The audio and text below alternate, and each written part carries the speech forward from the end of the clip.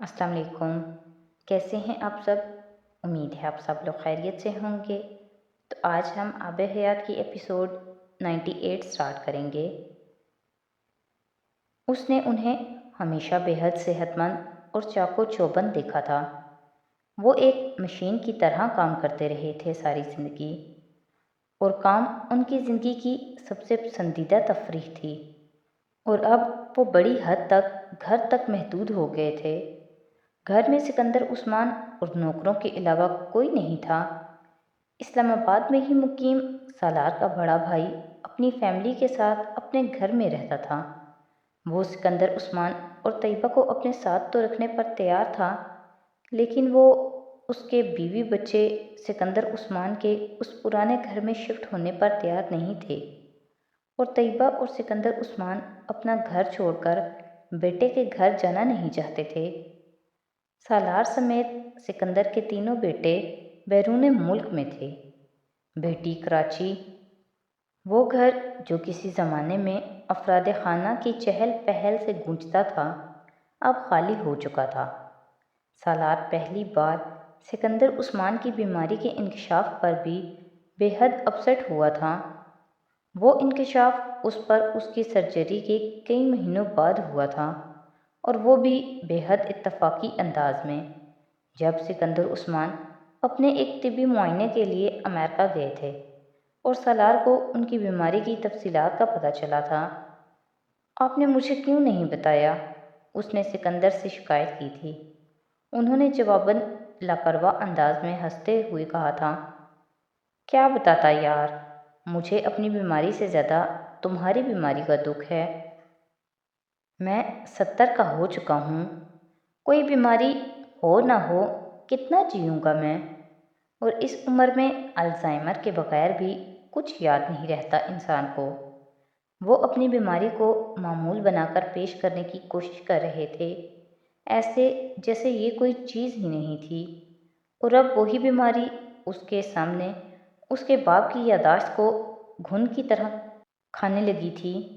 ज़िंदगी अजीब शय है। इंसान उसके तवील होने की दुआ भी करता है और उसकी तवालत के असरात से डरता भी है। सिकंदर उस्मान अभी तक सेल फ़ोन ढूंढते जा रहे थे। सालार ने फ़ोन उठाकर अपने बाप के हाथ में दे दिया। ओह, अच्छा, हाँ ये रहा।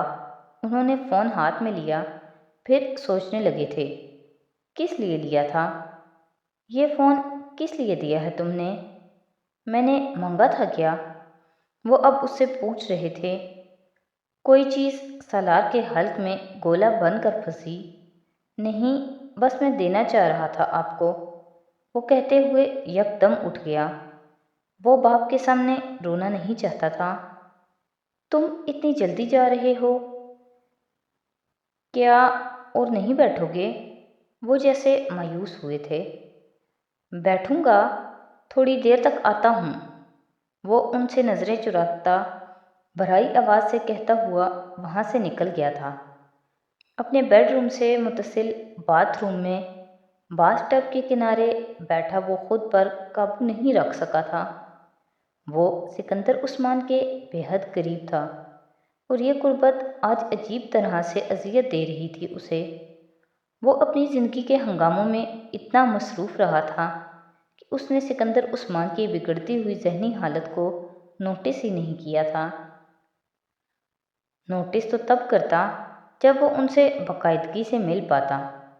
एसआईएफ उसे गर्दाब की तरह उलझाए हुए था। उसके प्रोजेक्ट्स ने अब उसके पैरों को परों में तब्दील कर दिया था। वो सफ़र में रहता था। 4-5 साल में एसआईएफ दुनिया की बड़ी फाइनेंशियल मार्केट्स में एक शनाख्त बना रहा था, बेहद मुनफरद अंदाज में, तेज़ रफ्तार तरक्की के साथ। काम की इस रफ्तार ने उसे बहुत सी चीज़ों से बेखबर भी किया था। वहाँ बैठे हुए उसने एतराफ़ किया था, और अब वो हल ढूंढ रहा था, और हल ढूंढने से भी नहीं मिल रहा था। वो दोनों उनके साथ मुस्तकिल अमेरिका शिफ्ट होने पर कभी तैयार नहीं होते। सालार को इसका अंदाज़ा था, और अमेरिका छोड़कर उनके पास मुस्तकिल आ जाना सालार के लिए मुमकिन नहीं था। इसके बावजूद حل سامنے تھا، بیحد مشکل تھا لیکن موجود تھا۔ اماما، تم بچوں کے ساتھ پاکستان شفٹ ہو جاؤ۔ اس رات اس نے بالآخر انتظار کیے بغیر وہ حل اماما کے سامنے پیش کر دیا تھا۔ اماما کو اس کی بات سمجھ میں ہی نہیں آئی تھی۔ کیا مطلب؟ میں چاہتا ہوں تم حمین، عنایا اور رئیسہ کے ساتھ پاکستان آ جاؤ۔ میرے پیرنٹس کو میری ضرورت ہے، میں ان کے پاس نہیں ٹھہر سکتا، لیکن میں انہیں اس حالت میں اکیلا بھی نہیں چھوڑ سکتا۔ تم نے دیکھا ہے پاپا کو، وہ بیحد رنجیدہ تھا۔ ہم انہیں اپنے پاس رکھ سکتے ہیں وہاں امریکہ میں۔ اماما نے جیسے ایک تجویز پیش کرنے کی کوشش کی تھی۔ وہ یہ گھر نہیں چھوڑیں گے اور میں اس عمر میں انہیں اور اپسیٹ نہیں کرنا چاہتا۔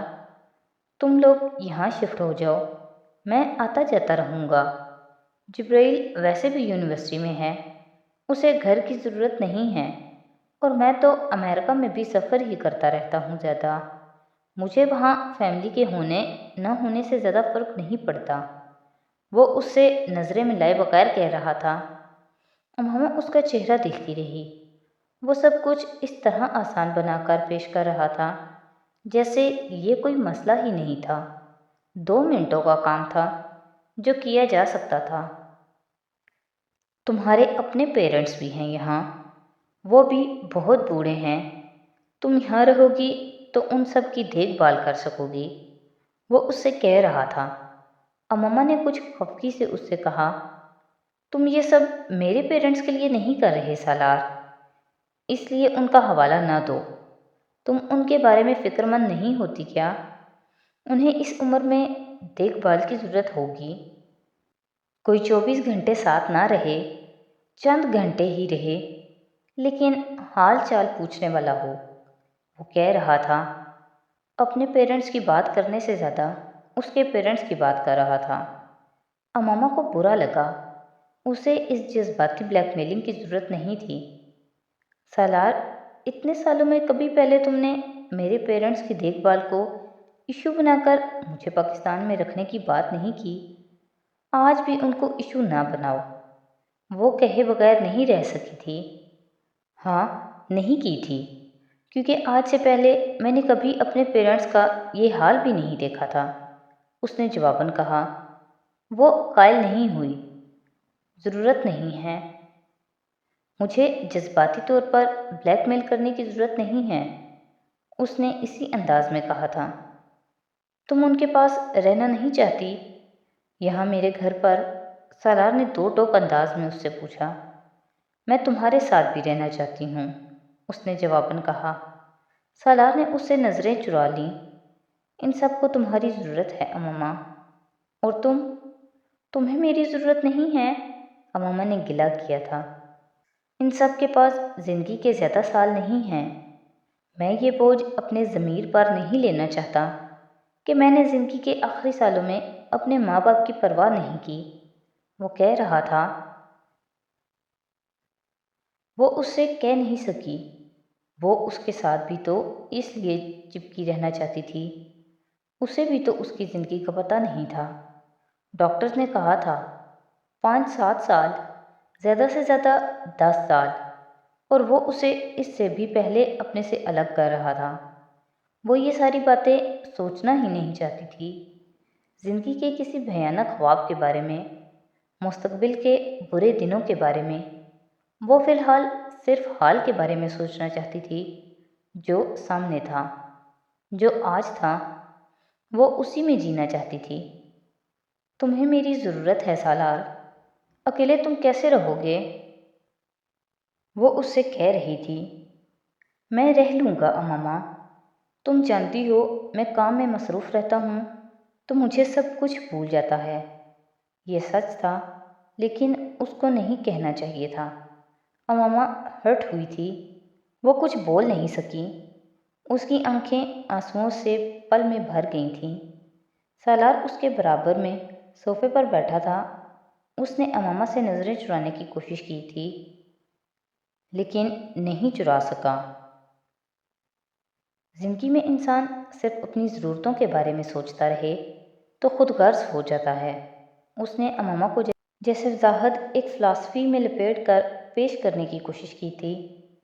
امامہ قائل نہیں ہوئی۔ مجھے پتہ ہے تمہیں ضرورت نہیں ہے، نہ میری نہ بچوں کی۔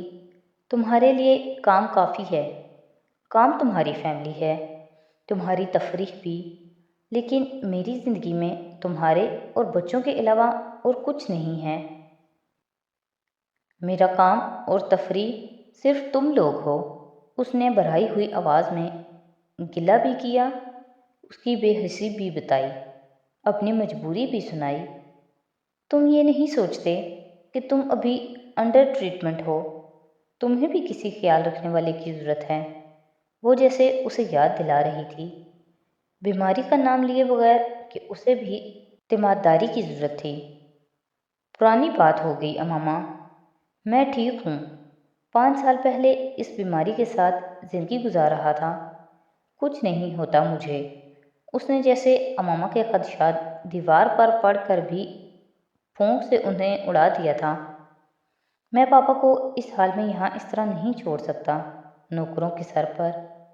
میں حمین کو ان کے پاس رکھنا چاہتا ہوں، لیکن میں حمین کو اکیلا یہاں نہیں رکھ سکتا۔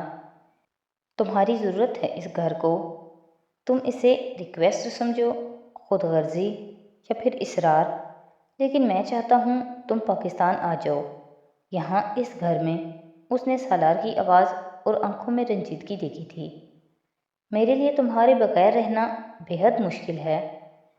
میں عادی ہو گیا ہوں تمہارا، بچوں کا، گھر کے آرام کا، لیکن میرے ماں باپ کے بے حد احسانات ہیں ہم پر، صرف مجھ پر ہی نہیں، ہم دونوں پر۔ میں اپنی کمفرٹ کو ان کی کمفرٹ کے لیے چھوڑنے کا حوصلہ رکھتا ہوں، یہ فرض ہے مجھ پر۔ وہ جو کچھ اس سے کہہ رہا تھا وہ مشورہ اور رائے نہیں تھی، نہ ہی درخواست، وہ فیصلہ تھا جو وہ کر چکا تھا اور اب صرف اسے سنا رہا تھا۔ وہ اس کا چہرہ دیکھتی رہ گئی۔ وہ غلط نہیں کہہ رہا تھا، لیکن غلط وقت پر کہہ رہا تھا۔ وہ اس سے قربانی مانگ رہا تھا، لیکن بہت بڑی مانگ رہا تھا۔ وہ کچھ بھی کہے بغیر اس کے پاس سے اٹھ گئی۔ وہ سینٹ نہیں تھی، لیکن یہ بات سالار کو سمجھ نہیں آئی تھی۔ تو آج کے ایپیسوڈ یہیں پہ ختم کرتے ہیں۔ نیکسٹ ایپیسوڈ کے ساتھ کل پھر حاضر ہوں گے۔ تو اگر آپ کو میری ویڈیوز اچھی لگ رہی ہیں تو پلیز میری ویڈیوز کو لائک کریں، میرے چینل کو سبسکرائب کریں اور اپنے فیملی اور فرینڈ کے ساتھ شیئر کریں۔ بہت شکریہ۔